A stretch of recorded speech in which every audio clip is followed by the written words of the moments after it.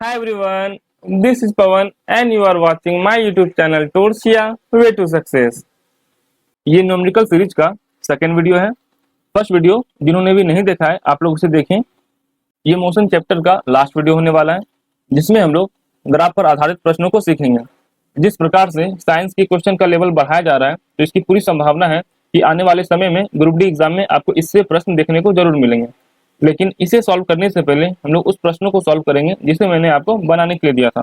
So question की तरफ हम लोग आगे बढ़ते हैं। क्वेश्चन नंबर 1 है, यदि 20 मीटर प्रति सेकंड की गति से यात्रा करने वाली एक बस 5 मीटर प्रति सेकंड स्क्वायर के मंदन के अधीन है तो उसे विराम अवस्था आने में कितना समय लगेगा। सबसे पहले हम लोग डाटा नोट करेंगे कि हमें क्या क्या दिया गया है। तो क्वेश्चन पे ध्यान दीजिए, यहाँ पे ऐसा यूनिट है मीटर पर सेकेंड स्क्वायर। तो ये किसका ऐसा यूनिट होता है? त्वरण का, एक्सेलरेशन का। लेकिन एक और बात ध्यान दीजिए, यहाँ पे कहा गया है मंदन। तो मंदन का क्या मतलब होता है? यहाँ पे रफ्तार कम हो रहा है और जब रफ्तार कम होता है तो हमारा त्वरण माइनस हो जाता है। तो मैं यहाँ पर लिख सकता हूँ a इक्वल टू -5 मीटर पर सेकेंड स्क्वायर। अब इस लाइन को देखिए, यहाँ बोला गया है उसे विराम अवस्था में आने में कितना समय लगेगा। मतलब कि एक समय ऐसा आएगा जब वो गाड़ी रुक जाएगा। जब वो गाड़ी रुकेगा तो यहाँ पे अंतिम वेग क्या हो जाएगा? 0। और अंतिम वेग को हम लोग किससे डिनोट करते हैं? v से। तो मैं यहाँ पर लिख सकता हूँ v इक्वल टू 0 मीटर पर सेकेंड। अंतिम वेग 0 है तो ये हमारा कौन सा वेग दिया गया है? प्रारंभिक वेग। तो प्रारंभिक वेग को हम लोग किससे डिनोट करते हैं? u से। तो u इक्वल टू 20 मीटर पर सेकेंड। हमसे क्या पूछा गया है? उसे रुकने में कितना समय लगेगा, हमसे टाइम पूछा गया है। हमारे पास a है, v है और u है। तो हम लोग कौन सा फॉर्मूला यूज कर सकते हैं? हमारे पास जो त्वरण का फॉर्मूला है a equal to v minus you upon t. a का वैल्यू कितना है? -5, v का वैल्यू 0, माइनस u का वैल्यू 20 और टाइम हमें फाइंड करना है। -5 इक्वल टू 0 -20 अपॉन टाइम। जब हम लोग इसे क्रॉस मल्टीप्लाई करके कैंसिल करेंगे हमें प्राप्त होगा t इक्वल टू 4। क्या यहाँ पे देखिए यूनिट हमारा मीटर पर सेकेंड में है तो यहाँ पर टाइम क्या हो जाएगा? सेकेंड। तो टाइम कितना हो गया हमारे पास? 4 सेकेंड, जो कि ऑप्शन नंबर डी है। अगर आप ये वीडियो पहली बार देख रहे हैं तो मैं आपको हाईली रिकमेंड करूंगा कि आप इसका पहले पार्ट 1 देखें। वहां मैंने बताया है कब आपको प्रारंभिक वेग, अंतिम वेग 0 लेना है और कब त्वरण का मान नेगेटिव होगा। और मैंने यहाँ पे फॉर्मूला इसलिए लिख के रखा है ताकि आपको इसे देखते देखते याद हो जाए। अब हम लोग क्वेश्चन नंबर 2 की तरफ बढ़ते हैं। क्वेश्चन नंबर 2 है, किसी मोटरसाइकिल का वेग 10:32 में 44 किलोमीटर प्रति घंटा तथा 10:34 में 80 किलोमीटर प्रति घंटा हो जाता है तो उस मोटरसाइकिल का त्वरण ज्ञात करें। सबसे पहले हम लोग यहाँ डाटा नोट करेंगे। यहाँ पर ध्यान दीजिए, मोटरसाइकिल 44 किलोमीटर प्रति घंटा से 80 किलोमीटर प्रति घंटा हो जाता है। इसका मतलब उसका शुरू में स्पीड कितना था? उसका रफ्तार था 44 और अभी हो गया 80। तो शुरुआती रफ्तार को हम लोग क्या लिखते हैं? u। तो u इक्वल टू कितना हो गया? 44 किलोमीटर प्रति hour and v equal to 80 kilometre प्रति आवर। एंड टाइम कितना है हमारे पास? यहाँ पर बोला गया है 10:32 से 10:34 तक। तो हमारे पास समय कितना है? 2 मिनट। तो टाइम कितना हो गया हमारे पास? 2 मिनट। यहाँ पर ध्यान दीजिए, ऑप्शन में हमारा ऑप्शन मीटर पर सेकेंड स्क्वायर में है तो यहाँ पर हमें इसे मीटर पर सेकेंड में चेंज करना पड़ेगा। आप चाहें तो इसे अलग अलग भी चेंज कर सकते हैं, लेकिन मैं क्या करूंगा, इसे माइनस करके चेंज कर दूंगा। ऐसे क्यों करूंगा? यहाँ पर ध्यान दीजिए, त्वरण का फॉर्मूला होता है a equal to v minus you upon t. तो मैं क्या करूंगा, v माइनस यू को पहले सब्ट्रैक्ट कर लूंगा, उसके बाद इसे चेंज कर दूंगा। तो पहले मैं इसे माइनस कर देता हूँ, v माइनस यू। तो v का वैल्यू कितना है? 80 एंड u का वैल्यू है 44। जब मैं इसे माइनस करूंगा तो मुझे प्राप्त होगा 36 किलोमीटर प्रति घंटा। अब मैं इसे मीटर पर सेकंड में चेंज कर देता हूँ। तो मीटर पर सेकंड में चेंज करने के लिए क्या करूंगा? 5/18 से मल्टीप्लाई, और जब मैं इसे सॉल्व करूंगा तो मुझे प्राप्त होगा 10 मीटर पर सेकंड। और टाइम हमारा मिनट में है, इसे हमें सेकंड में चेंज करना है। तो मैं क्या करूंगा, इसे 60 से गुना कर दूंगा। 2 × 60 कितना हो गया? 120 सेकंड। अब मैं इसे इस फॉर्मूले पर पुट करता हूँ। A equal to V minus U, V minus U कितना है? 10 और टाइम कितना है 120। इसे डिवाइड करने पर हमें प्राप्त होता है 0.083। हमने त्वरण निकाला है तो इसका यूनिट क्या होगा, मीटर पर सेकेंड स्क्वायर, जो कि ऑप्शन नंबर डी है। क्वेश्चन नंबर 3 है 100 मीटर पर सेकेंड के वेग से एक गोली किसी दीवार में फायर की जाती है। दीवार के अंदर 10 सेंटीमीटर की गहराई तक जाकर गोली रुक जाती है। दीवार द्वारा उत्पन्न मंदन का मान ज्ञात करें। से एक गोली फायर की जाती है, मतलब कि इसका शुरुआती रफ्तार कितना हो गया 100। तो शुरुआती रफ्तार को मैं क्या लिखता हूँ, u इक्वल टू 100 मीटर पर सेकेंड। और ये गोली दीवार के अंदर जाकर रुक जाती है। जब ये रुकेगी तो इसका रफ्तार कितना हो जाएगा 0, और वो रफ्तार कौन सा होगा, अंतिम वेग, फाइनल वेलोसिटी। तो v इक्वल टू कितना हो जाएगा 0 मीटर पर सेकेंड। और यहाँ बोला गया है दीवार के अंदर 10 सेंटीमीटर अंदर चली जाती है, मतलब कि गोली दीवार के अंदर 10 सेंटीमीटर का दूरी तय करता है। तो दूरी को हम लोग किससे डिनोट करते हैं, एस से। तो मैं लिख सकता हूँ एस इक्वल टू 10 सेंटीमीटर। आप ऑप्शन पर ध्यान दीजिए, ऑप्शन हमारा मीटर पर सेकेंड स्क्वायर में है। इसका मतलब हमें यहाँ पर दूरी मीटर में लेना पड़ेगा। तो सेंटीमीटर को मीटर में चेंज करने के लिए हम लोग क्या करते हैं, 100 से भाग करते हैं। तो जैसे ही हम लोग इसे 100 से भाग करेंगे हमें प्राप्त होगा 1/10 मीटर। आप चाहें तो इसे पॉइंट में भी कर सकते हैं, कोई दिक्कत नहीं है। हमें u मालूम है, v मालूम है, s मालूम है, हमें क्या निकालना है, मंदन। मंदन एक प्रकार का त्वरण ही होता है। तो हम लोग कौन सा फॉर्मूला यूज करेंगे, आप यहाँ पर ध्यान दीजिए। हमें v मालूम है, u मालूम है, s मालूम है, हमें a निकालना है। इसका मतलब हम लोग फॉर्मूला नंबर 3 यूज करेंगे। तो हम लोग इसे लिखते हैं v square equal to u square plus 2as। हम लोग वैल्यू पुट करते हैं। v का वैल्यू कितना है 0, 0 का स्क्वायर 0।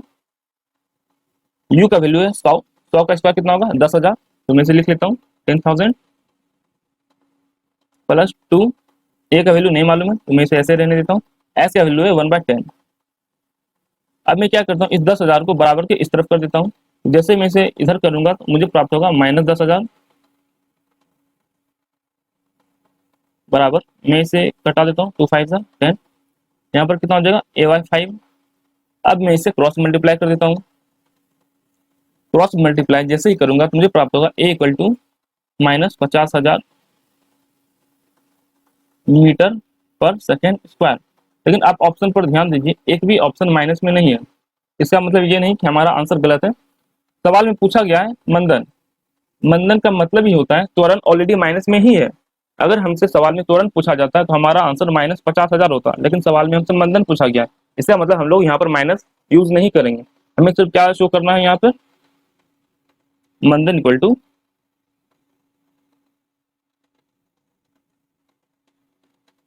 50,000 मीटर पर सेकेंड स्क्वायर, जो कि ऑप्शन नंबर डी है।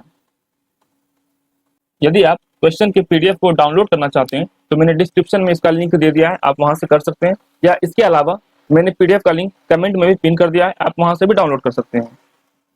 अगले क्वेश्चन की तरफ हम लोग बढ़ते हैं। क्वेश्चन नंबर 4 है कोई बस विराम अवस्था से चलना शुरू करती है तथा 2 मिनट तक 0.1 मीटर पर सेकेंड स्क्वायर के एक समान त्वरण से चलती है। हमें फाइंड करना है प्राप्त की गई चाल तथा उसके द्वारा तय की गई दूरी। सबसे पहले हम लोग डाटा नोट करेंगे। तो आप इसके फर्स्ट लाइन पर ध्यान दीजिए, इसमें बोला गया है कोई बस विराम अवस्था से चलना शुरू करती है। तो इसका क्या मतलब हुआ, पहले बस रुकी हुई थी। जब बस रुकी हुई थी तो उसका वेलोसिटी कितना था 0, और वो कौन सा वेलोसिटी था, इनिशियल वेलोसिटी, प्रारंभिक वेग। तो प्रारंभिक वेग को मैं क्या लिखूंगा u। तो u इक्वल टू कितना हो जाएगा 0 मीटर पर सेकेंड।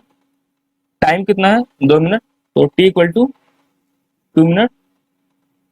हम लोग इसे सेकेंड में चेंज कर लेंगे, तो 2 into 60 equal to 120 second.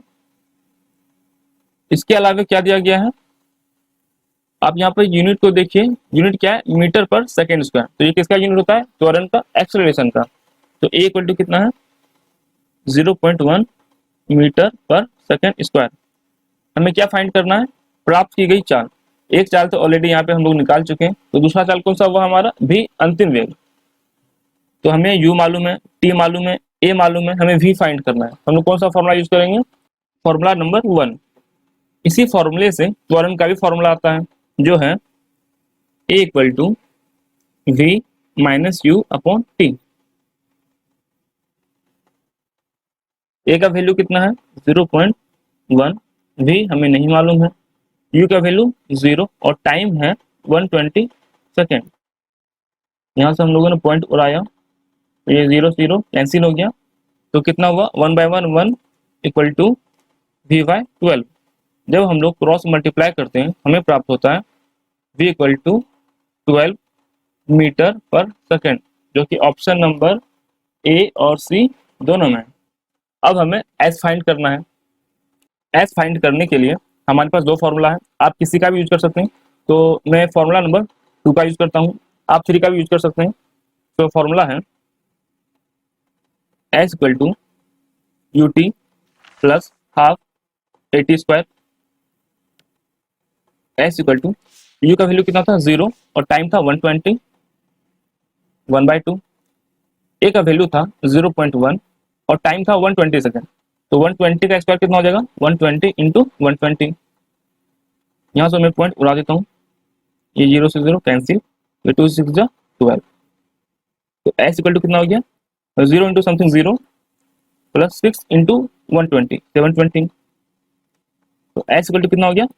720 metre, जो कि ऑप्शन नंबर सी में है और यही हमारा राइट आंसर है। मैं आपको बता दूं, न्यूमेरिकल सॉल्व करने का कोई शॉर्ट ट्रिक नहीं है, आपको फॉर्मूला याद करना ही पड़ेगा। आप ऐसा कर सकते हैं कि आप इसे इतना बार प्रैक्टिस कर लीजिए कि आपका कैलकुलेशन टाइम बहुत कम हो जाए। अब हम लोग अगले क्वेश्चन की तरफ आगे बढ़ने वाले हैं।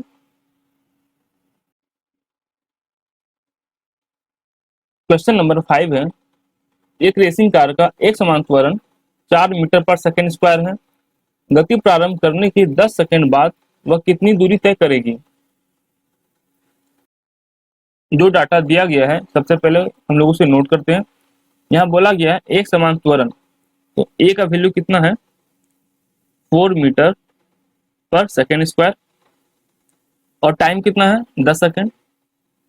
T equal to 10 second. और क्या दिया गया है? यहाँ बोला गया है गति प्रारंभ करने के 10 सेकेंड बाद। इसका मतलब 10 सेकेंड पहले वो रुका हुआ था। जब वस्तु रुका हुआ रहता है तो उसका प्रारंभिक वेग कितना हो जाएगा? 0। और प्रारंभिक वेग को हम लोग किससे डिनोट करते हैं? यू से। तो यू इक्वल टू कितना हो जाएगा? 0 मीटर पर सेकेंड। हमसे क्या पूछा गया है? वह कितना दूरी तय करेगी, हमसे एस पूछा गया है। हमें ए मालूम है, टी मालूम है, यू मालूम है, हमें एस पूछा गया है। तो हम लोग कौन सा फॉर्मूला यूज करेंगे? तो हमें एस फाइंड करना है, हमें यू मालूम है, टी मालूम है, ए मालूम है, टी मालूम है। हम लोग फॉर्मूला नंबर 2 यूज करेंगे। तो मैं इसे लिखता हूँ, s equal to u t plus half a t square. S equal to u का वैल्यू कितना है? 0 0 इंटू टी 0 प्लस 1/2। ए का वैल्यू कितना है? 4 और टाइम कितना है? 10 10 का स्क्वायर 10 इंटू 10। मैं इसे सॉल्व करता हूँ तो मुझे प्राप्त होता है एस इक्वल टू 200 मीटर, जो कि ऑप्शन नंबर बी है। अब हम लोग स्पीड और वेलोसिटी के कॉन्सेप्ट को समझने वाले हैं। उसमें भी वेलोसिटी या वेग को हम लोग अच्छी तरीके से समझेंगे, क्योंकि एग्जाम में इससे क्वेश्चन बने हैं। अगर आप इसे नहीं समझते हैं तो आप एग्जाम में गलती कर देंगे और आपको पता भी नहीं चलेगा।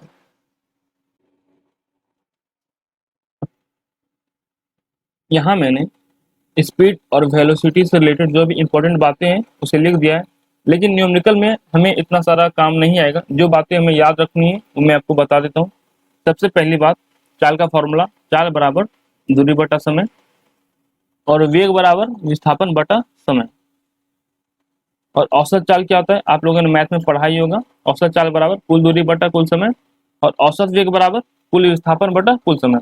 अगर आप लोगों को विस्थापन नहीं मालूम है तो मैंने इसके पहले वाले वीडियो में बता दिया है, लेकिन फिर भी शॉर्ट में मैं आपको बता देता हूँ विस्थापन क्या है। विस्थापन दो बिंदुओं के बीच का सबसे कम दूरी होता है। क्या मतलब हुआ इसका, चलिए समझते हैं। मान लीजिए एक आयत के आकार का एक फील्ड है और यहाँ 4 पॉइंट है, ए, बी, सी और डी। सबका कुछ ना कुछ मेजरमेंट भी है। मान लेते हैं ये 4 मीटर है, ये 3 मीटर है, ये इसके सामने 4 मीटर हो जाएगा और ये इसके सामने 3 मीटर हो जाएगा। एक आदमी है, वो ए से चलना स्टार्ट करता है, ए से बी गया, बी से सी गया और सी से डी तक गया। अब वो यहाँ तक आ चुका है। अब मैं पूछूं कि उस इंसान का विस्थापन बताओ, तो यहाँ पर कितना हो जाएगा। मैंने यहाँ पर लिखा है 2 पॉइंट के बीच का सबसे कम दूरी। तो पहले वो ए पॉइंट पे था, अब वो डी पॉइंट पे आ गया। तो इसके बीच का सबसे कम दूरी कौन होगा, ये। और सबसे कम दूरी हमेशा एक सीधा लाइन ही होगा, स्ट्रेट लाइन। सबसे कम दूरी आप ऐसे मत कर दीजिएगा, ऐसे ऐसे करके, ऐसे कभी नहीं होगा। सबसे कम दूरी हमेशा एक सीधा लाइन ही होगा। यहाँ पर विस्थापन कितना हो जाएगा, 3 मीटर। अब इस पे हम लोग समझते हैं। मान लीजिए ये एक सर्कल है और एक इंसान यहाँ से चलना स्टार्ट करता है, इस पॉइंट से। इस पॉइंट का नाम हम लोग ए ले लेते हैं और आधा चक्कर लगाकर वो यहाँ तक आ जाता है, ठीक है। अब मैं आपसे पूछूं इसका विस्थापन क्या होगा, तो यहाँ पर ध्यान दीजिए। इस वृत्त का त्रिज्या कितना है, आर। केंद्र से वृत्त के परिधि पर जो भी दूरी होता है उसको हम लोग त्रिज्या बोलते हैं। उसी प्रकार से यहाँ से लेकर यहाँ तक के बीच की दूरी को भी हम लोग क्या बोलेंगे, त्रिज्या बोलेंगे। हमसे विस्थापन पूछा गया है। विस्थापन क्या होता है, 2 पॉइंट के बीच का सबसे कम दूरी। पहले वो इंसान यहाँ पर था, आधा चक्कर लगाकर अब वो यहाँ पर आ गया है। तो इसके बीच का सबसे कम दूरी कौन सा है, ये। तो इसका विस्थापन कितना हो जाएगा, r plus r equal to 2r। या हम लोग इसे व्यास भी बोल सकते हैं, डायमीटर।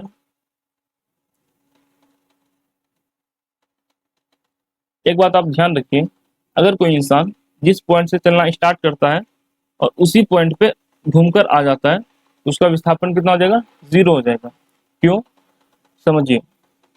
मान लीजिए ये यहाँ से चलना स्टार्ट किया और घूमकर यहीं पर आ गया, तो क्या इसके बीच कुछ दूरी बचा, नहीं बचा। तो इसलिए इसका विस्थापन कितना हो जाएगा, 0 हो जाएगा। अगर आपको इसको और भी डिटेल से समझना है तो आप इसका पहला पार्ट देखें। आपके स्क्रीन के राइट कॉर्नर पर एक आई बटन होगा, मैं वहां पर इसका लिंक दे दूंगा, आप वहां से उसे देख सकते हैं। इसे समझने के लिए हम लोग एक और एग्जांपल लेते हैं। मान लीजिए ये एक सीधा लाइन है ए बी और इसके बीच का दूरी है 100 मीटर। एक बच्चा है, वो ए से चलना स्टार्ट करता है बी तक और बी से सी तक वापस आता है। बी से सी तक का दूरी है, मान लेते हैं 30 मीटर। अब मैं आपसे पूछूं बच्चा द्वारा तय किया गया विस्थापन कितना होगा। तो विस्थापन क्या होता है, 2 पॉइंट के बीच का सबसे कम दूरी। तो बच्चे ने यहाँ से स्टार्ट किया था और सी तक आ गया, तो इन दोनों पॉइंट के बीच का सबसे कम दूरी कौन सा होगा, ये कितना होगा, पूरा 100 है और ये हमारा 30 हुआ, तो बचा हुआ कितना हो गया, 70। मतलब कि यहाँ पे विस्थापन हमारा कितना हो गया, 70 मीटर। आई होप आप समझ पा रहे होंगे। अब हम लोग इसके क्वेश्चन की तरफ बढ़ते हैं। क्वेश्चन नंबर 6 है, एक वृत्ताकार पथ जिसका त्रिज्या 14 मीटर है, एक कार द्वारा 2.5 चक्कर लगाने में 20 सेकंड का समय लगता है, तो उसका चाल और वेग क्या होगा। इस क्वेश्चन में हमें चाल और वेग फाइंड करना है। तो चाल का फॉर्मूला क्या होता है, चाल बराबर दूरी बटा समय। सबसे पहले हमें ये फाइंड करना होगा कि इसने कितना दूरी तय किया है। तो दूरी तो हमें नहीं दिया गया है, लेकिन हमें ये बताया गया है कि इसने कितना चक्कर लगाया है, 2.5 चक्कर। तो वृत्त का एक चक्कर कितना होता है, वृत्त का परिधि, और वृत्त का परिधि कितना होता है, 2πr। तो हम लोग पहले वृत्त का परिधि निकाल लेते हैं। तो वृत्त का परिधि कितना होगा, वृत्त, क्या फॉर्मूला होता है इसका, 2πr हम लोग यहाँ पे इसका वैल्यू पुट करते हैं, 2 इंटू पाई का वैल्यू 22/7 और त्रिज्या कितना है 14। जैसे ही हम लोग इसे मल्टीप्लाई करेंगे हमें प्राप्त होगा 88 मीटर। इसका मतलब इसके एक चक्कर में इसने कितना दूरी तय किया 88, और इसने कितना लगाया है 2.5। 2.5 का मतलब होता है 2 चक्कर पूरा, उसके बाद आधा चक्कर। तो पहला चक्कर में 88, फिर दूसरा चक्कर में कितना होगा 88, और आधा चक्कर कितना हो जाएगा 44। जब हम लोग इसे ऐड करेंगे तो हमें कितना प्राप्त होगा 220 मीटर। तो दूरी कितना है 220, और समय कितना है 20 सेकेंड। जब हम लोग इसे सॉल्व करेंगे हमें प्राप्त होगा 11 मीटर पर सेकेंड, जो कि ऑप्शन नंबर बी है। इसे और आगे सॉल्व करने का जरूरत नहीं है, लेकिन फिर भी हम लोग वेग निकालते हैं ताकि आपको समझ में आ जाए। वेग बराबर क्या फॉर्मूला होता है, वेग बराबर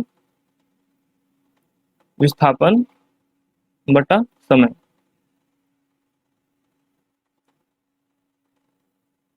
तो विस्थापन कितना होगा, यहाँ पर ध्यान दीजिए 2.5 चक्कर लगाया जा रहा है। मान लेते हैं यहाँ से इसने शुरू किया होगा, एक चक्कर कितना हो जाएगा ये। और मैंने बताया था जब कोई ऑब्जेक्ट या कोई इंसान जहाँ से अपना यात्रा शुरू करता है और वापस वहीं पर आ जाए तो वहाँ पे विस्थापन कितना हो जाएगा 0। इसका मतलब इस एक चक्कर में इसका विस्थापन कितना हो गया 0, और दूसरे चक्कर में भी कितना हो जाएगा 0, और आधा चक्कर कहाँ तक आएगा यहाँ से लेकर यहाँ तक। अब यहाँ पर ध्यान दीजिए इसका त्रिज्या कितना है 14 मीटर, और यहाँ से लेकर यहाँ तक भी त्रिज्या कितना हो जाएगा 14 मीटर। तो इसका विस्थापन कितना हो जाएगा, विस्थापन क्या होता है 2 पॉइंट के बीच का सबसे कम दूरी। तो इसने स्टार्ट यहाँ से किया था और 2.5 चक्कर के बाद वो कहाँ पर आ गया यहाँ पर। तो इसके बीच का सबसे कम दूरी कौन हुआ 14 + 14 28। इसका विस्थापन कितना हुआ 28। तो वेग बराबर क्या हो जाएगा,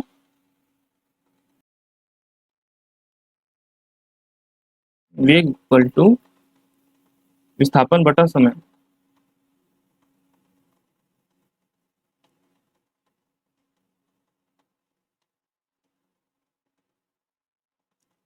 विस्थापन है 28 और समय है 20 सेकेंड। जब हम लोग इसे भाग करेंगे हमें प्राप्त होगा 1.4 मीटर पर सेकेंड, जो कि ऑप्शन नंबर बी है। इसी प्रकार का एक और क्वेश्चन करते हैं। क्वेश्चन है एक आयताकार रास्ता जिसका लंबाई और चौड़ाई क्रमशः 15 मीटर और 8 मीटर है। एक कार द्वारा 2.5 चक्कर लगाने में 10 सेकंड का समय लगता है, तो उसका चाल और वेग क्या होगा। सबसे पहले जो डाटा दिया गया है हम लोग इसे नोट करते हैं। तो इसका लंबाई कितना है 15 मीटर, चौड़ाई कितना 8 मीटर। जब ये 15 मीटर है तो इसके सामने वाला भी कितना होगा 15 मीटर, और ये 8 मीटर है तो इसके सामने वाला भी 8 मीटर। हमें यहाँ पर ये फाइंड करना है कि इसने कितना दूरी तय किया है। तो इसने चक्कर कितना लगाया है 2.5 चक्कर। तो पहले हम ये पता कर लेते हैं एक चक्कर में कितना दूरी इसने तय किया है। तो एक चक्कर कितना होगा, मान लेते हैं यहाँ से स्टार्ट किया और घूम फिर के यहीं पर आ गया, तो टोटल कितना दूरी हो गया। तो हम लोग सभी को जोड़ लेते हैं। तो जैसे हम लोग जोड़ेंगे तो हमें क्या पता चलेगा, एक चक्कर में इसने 46 मीटर तय किया है सिर्फ एक चक्कर में। सेकंड चक्कर में क्या हो जाएगा फिर 46, और उसके बाद कितना तय किया है आधा। तो 0.5 में कितना हो जाएगा 23 मीटर। जब हम लोग इसे ऐड करेंगे तो हमें प्राप्त होगा 115 मीटर। तो यहाँ से हमें ये पता चला 2.5 चक्कर में इसने कितना दूरी तय किया है 115 मीटर। अब हम लोग चाल निकाल सकते हैं। तो चाल बराबर क्या हो जाएगा, दूरी बटा समय।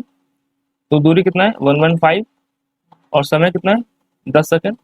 जब हम लोग इसे भाग करेंगे तो हमें प्राप्त होगा 11.5 मीटर पर सेकंड, जो कि ऑप्शन नंबर डी है। अब हम लोग विस्थापन निकालेंगे, क्योंकि वेग निकालने के लिए हमें विस्थापन का जरूरत पड़ेगा। तो विस्थापन हम लोग कैसे निकाल सकते हैं, ध्यान दीजिए। इसने ट्रेवल यहाँ से शुरू किया और 2.5 चक्कर में वो कहाँ पर आ जाएगा, तो एक चक्कर में वो यहाँ तक आ जाएगा। तो कंप्लीट एक चक्कर में विस्थापन कितना हो जाता है 0, और दूसरा चक्कर में भी वो यहाँ पर आ जाएगा, यहाँ भी 0, और आधा चक्कर में वो कहाँ तक पहुँचेगा वो यहाँ तक जाएगा और फिर यहाँ तक आएगा, ये उसका आधा चक्र होगा। तो विस्थापन कितना हो जाएगा, क्या मैंने क्या बताया था, दो पॉइंट के बीच का सबसे कम दूरी, और सबसे कम दूरी कौन सा होता है, एक सीधा लाइन। तो मैं यहाँ से यहाँ तक एक सीधा लाइन ड्रॉ कर देता हूँ, मैं इसका कुछ नाम रख देता हूँ, ये ए बी और सी। हमें ए सी का वैल्यू चाहिए। यहाँ पर ध्यान दीजिए, ए बी सी एक समकोण त्रिभुज बन रहा है और ए सी क्या है, इसका कर्ण है। तो हम लोग पाइथागोरस थ्योरम से पढ़े हैं, कर्ण स्क्वायर बराबर लंब स्क्वायर जोड़ आधार स्क्वायर। हम लोग विस्थापन निकालने के लिए इसी का यूज करेंगे। तो मैं इसे लिख सकता हूँ, कर्ण स्क्वायर बराबर लंब स्क्वायर जोड़ आधार स्क्वायर। तो कर्ण कौन सा है, ए सी, और लंब कौन सा है, ए बी और बी सी। तो A B square plus B C square. A C का वैल्यू हमें नहीं मालूम है, तो हम लोग ऐसे ऐसे ही छोड़ देते हैं। और ए बी कितना है, 15, और बी सी है 8। अब हम लोग इसे सॉल्व करते हैं। तो 15 का स्क्वायर 225, 8 का square 64, A C square equal to 284, A C equal to 289, A C equal to √289। जब हम लोग इसका वर्गमूल निकालेंगे तो हमें प्राप्त होगा ए सी इक्वल टू 17।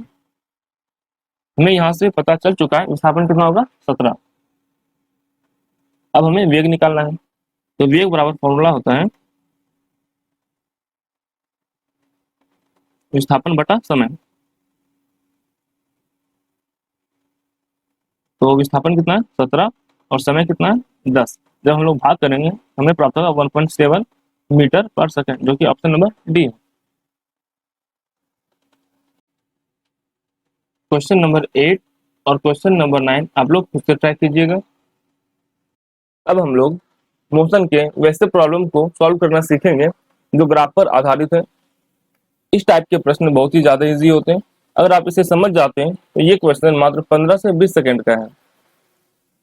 अगर आप चाहते हैं कि आपसे न्यूमेरिकल का एक भी प्रश्न ना छूटे तो आपको एकेडमिक लेवल पर न्यूमेरिकल सीखना पड़ेगा, और मैं आपको एकेडमिक लेवल पर ही बता रहा हूँ। एकेडमिक लेवल कहने का मतलब है क्लास 9 और क्लास 10 के लेवल पे न्यूमेरिकल को आपको सीखना पड़ेगा।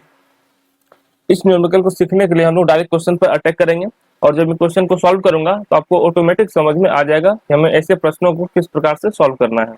सो हम लोग क्वेश्चन की तरफ बढ़ते हैं।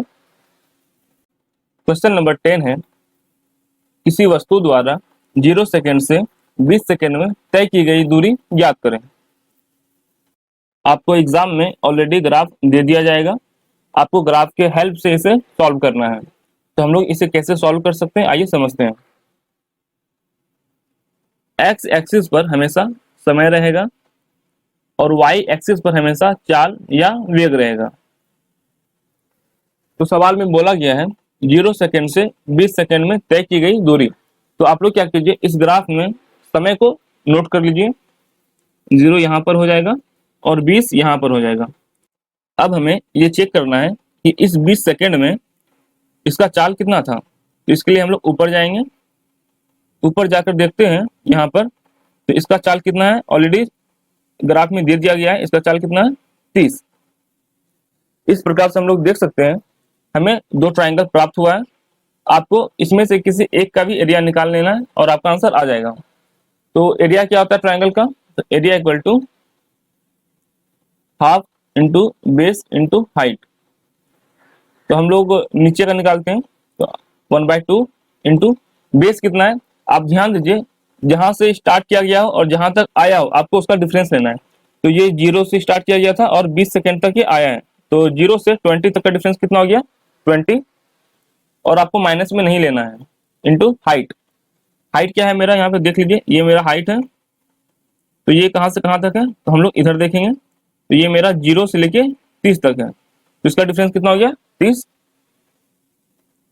जब हम लोग इसे सॉल्व करेंगे हमें प्राप्त होगा 300 मीटर। अगर आपको ये लग रहा है कि एरिया हमारा स्क्वायर में होता है, हमें यहाँ पे मीटर स्क्वायर देना चाहिए। यहाँ पर हम लोग वैसा नहीं करेंगे, क्योंकि इस एरिया से हमें क्या पता चल रहा है, दूरी, और दूरी कभी भी स्क्वायर में नहीं होता है। और हमारा ऑप्शन नंबर ए सही है। इसी प्रकार से हम लोग और भी क्वेश्चन को सॉल्व करेंगे। अगर आपको ये समझ में नहीं आया है तो मैं अगला एग्जांपल लेता हूं, आपको उसमें समझ में आ जाएगा। क्वेश्चन नंबर 11 है, किसी वस्तु द्वारा 0 सेकंड से 30 सेकंड में तय की गई दूरी ज्ञात करें। यहाँ समय बोला जा रहा है 0 सेकंड से 30 सेकंड, तो हम लोग पहले ग्राफ में से नोट कर लेंगे 0 सेकंड से लेकर 30 सेकंड तक। अब हम लोग क्या करेंगे, इसे वर्टिकल खींचेंगे। हम लोग 0 पर वर्टिकल नहीं खींचेंगे क्योंकि मैंने आपको ऑलरेडी बताया है, आप 0 को इग्नोर भी कर सकते हैं। यहाँ पे हम लोग देख सकते हैं ये कौन सा आकार बना है, एक आयत बना है। अब हमें यहाँ इसका एरिया निकालना है, आयत का क्षेत्रफल निकालना है। तो एरिया क्या होता है, लंबाई गुना चौड़ाई। यहाँ पर देखिए इसका लंबाई कितना है, ये 0 से 30 तक है, तो इसका डिफरेंस कितना है 30। और इसका चौड़ाई कितना है, यहाँ पर आप ध्यान दीजिए, इस प्रकार से ऊपर गया है, तो ये कितना हो जाएगा 0 से 20, तो इसका डिफरेंस कितना हो जाएगा 20। तो यहाँ पर चौड़ाई कितना हो जाएगा 20। जैसे ही हम लोग इसे गुना करेंगे हमें प्राप्त होगा 600 मीटर, जो कि ऑप्शन नंबर सी है। क्वेश्चन नंबर 12 है, किसी वस्तु द्वारा 10 सेकंड से 30 सेकंड में तय की गई दूरी ज्ञात करें। हमारा समय है 10 सेकंड से 30 सेकंड, तो हम लोग इसे ग्राफ पर नोट कर लेते हैं। ये हो गया 10 सेकंड और ये 30 सेकंड। अब हम लोग क्या करेंगे, इसे वर्टिकल ड्रॉ करेंगे। वर्टिकल ड्रॉ करने पर हमें कौन सा शेप प्राप्त हुआ, स्क्वायर। लेकिन आपको इसे रेक्टेंगल ही मानना है और रेक्टेंगल के फॉर्मूले पर ही आपको इसे सॉल्व करना है। तो हम लोग इसका एरिया निकालेंगे। इसका एरिया क्या होगा, एरिया इक्वल टू लंबाई गुना चौड़ाई। तो इसका लंबाई कितना होगा, ध्यान दीजिए, ये 10 से 30 तक है, तो इसका डिफरेंस कितना हो गया 20। और चौड़ाई कितना हो गया, ये है, तो ये कहां से कहां तक है, 0 से 20 तक है, तो इसके बीच कितना का डिफरेंस हो गया 20 का। जब हम लोग इसे गुना करेंगे हमें प्राप्त होगा 400 मीटर, जो कि ऑप्शन नंबर बी है। ये आज का लास्ट क्वेश्चन है, तो हम लोग क्वेश्चन को पढ़ लेते हैं। क्वेश्चन बोला जा रहा है, किसी वस्तु द्वारा निम्नलिखित समय में तय की गई दूरी ज्ञात करें। तो यहाँ पे हमें 4 क्वेश्चन दिया गया है। तो पहला क्वेश्चन है 0 से 10 सेकंड में, तो समय कितना है 0 से 10। हम लोग इसे ग्राफ पर नोट कर लेते हैं 0 से 10। अब हम लोग क्या करेंगे, इसे वर्टिकल खींचेंगे। जैसे ही हम लोग इसे वर्टिकल खींचते हैं हमें कौन सा आकार प्राप्त होता है, यहाँ पर एक ट्रायंगल। हमें यहाँ पर ट्रायंगल का एरिया निकालना है। तो एरिया क्या होता है ट्रायंगल का, half into base into height, तो 1/2। बेस कितना है यहाँ पर देख लीजिए, ये 0 से 10 तक है, तो कितना का डिफरेंस है 10। और हाइट कितना है यहाँ पर देख लीजिए, ये ऊपर गया है, ये कहां तक ऊपर गया है, हम लोग यहाँ पर से चेक कर लेते हैं 0 से 40। तो यहाँ पर इसका कितना डिफरेंस हो गया 40। जब हम लोग इसे सॉल्व करते हैं हमें प्राप्त होता है 200 मीटर। इसका मतलब 0 से 10 सेकंड तक इसने टोटल कितना दूरी तय कर लिया है 200 मीटर। ये हमारा पहला क्वेश्चन का आंसर है। सेकंड क्वेश्चन है 10 से 30 सेकंड में, तो हम लोग इसे ड्रॉ कर लेते हैं। तो 10 सेकंड का हमने ऑलरेडी कर लिया है, तो 30 सेकंड का कर लेते हैं।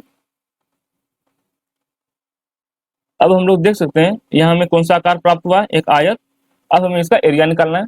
तो एरिया क्या होता है, आयत का क्षेत्रफल बराबर लंबाई गुना चौड़ाई।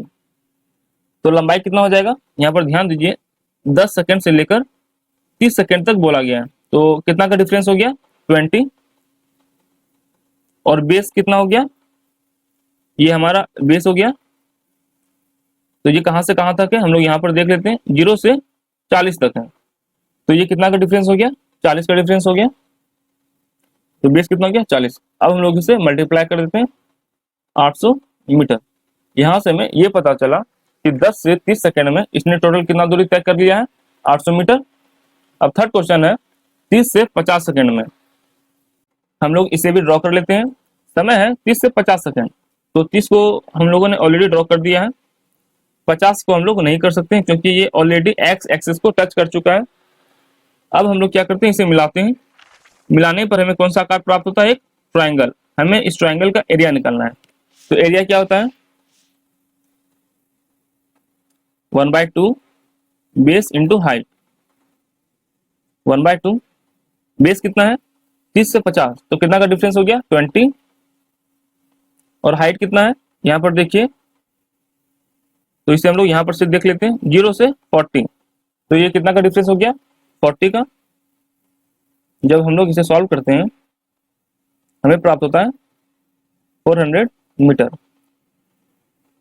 यहाँ से हमें ये पता चला कि 30 से 50 सेकंड तक इसने टोटल कितना दूरी तय कर लिया है 400 मीटर। क्वेश्चन नंबर 4 आप लोग खुद से ट्रैक कीजिएगा, ये ऑलरेडी बन ही चुका है। ये सवाल में बोला गया है 0 से 30 सेकंड तक, तो हम लोगों ने 0 से 10 तक का निकाल लिया है 200, और 10 से 30 तक का निकाल लिया है 800। अब हम लोग दोनों को ऐड कर देंगे और हमारा आंसर आ जाएगा। आई होप आपको आज का सेशन पसंद आया होगा, आपने कुछ नया सीखा होगा। अगर आपने कुछ भी नया सीखा हो तो वीडियो को लाइक करें, चैनल को सब्सक्राइब करना बिल्कुल ना भूलें, और इस वीडियो को अपने फ्रेंड्स में शेयर करें। मिलते हैं फिर किसी अगले क्लास में।